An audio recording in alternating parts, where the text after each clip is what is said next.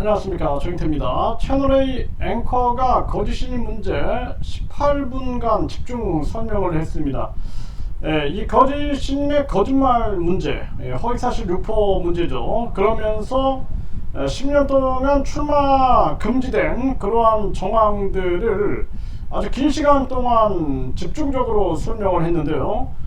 채널A, 여러분들이 오늘 기사에서 살펴볼 수가 있을 것입니다. 채널A 동정민 앵커가 직접 나서가지고 이 거짓 신인의 그동안의 출마 경력이라든지 그 속에서 빚어온 문제들을 집중적으로 설명을 한 것입니다.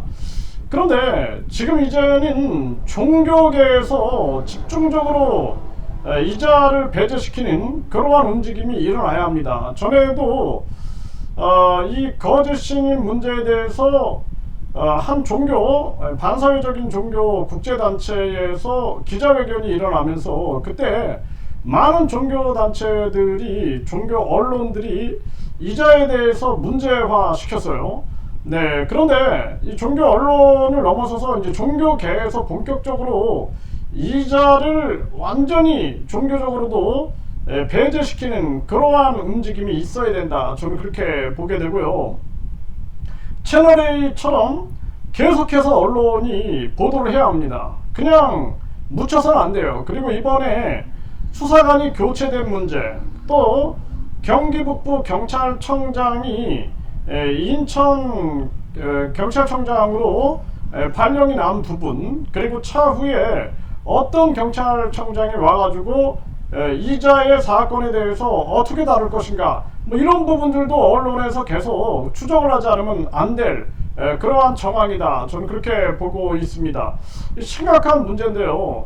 수사관이 교체됐다라는 그 사실로도 많은 국민들이 분노했고, 그 부분이 언론방송에 계속 보도가 됐는데, 이번에는 경찰청장이 교체됐다? 이거는 또 다른 국민들의 어떤 의혹 또는 국민들의 실망감을 빚어낼 수밖에 없는 그러한 상황이 된 것입니다. 그래서 이 부분에 대해서 계속 언론 제보를 저희들도 할 것이고, 그리고 이 거짓인 문제에 대해서 끝까지 뿌리를 뽑아야 된다. 이 수사관 교체에 이어서 경기북부 경찰청장이 교체된다. 경기북부 경찰청장은 그동안 이자의 수사가 소환이 불가피하다. 그리고 이자가 압수수색 될 때 그때의 책임자로서 경기북부 경찰청장을 맡고 있었던 것인데, 또 이게 갑작스럽게 이런 인사가 나오니 국민들은 또 혼란스러울 수밖에 없는 것입니다. 그래서 오늘 또 피해자분들도 여러분들이 또 연락을 해서 이게 무슨 일이냐, 이런 얘기를 하고 있는데, 제가 답변 드릴 수 있는 부분이 없죠. 이런 것은 언론이 좀 파고 들어가야 할 그러한 부분이다, 이렇게 생각을 하게 되고요. 저희들도 계속 늦추지 않을 것입니다. 계속 언론 제보를 통해서 이 거짓 신인 문제에 대해서 언론이 계속 언급을 할 수 있게끔 만들겠다, 이런 취지를 가지고 있어요.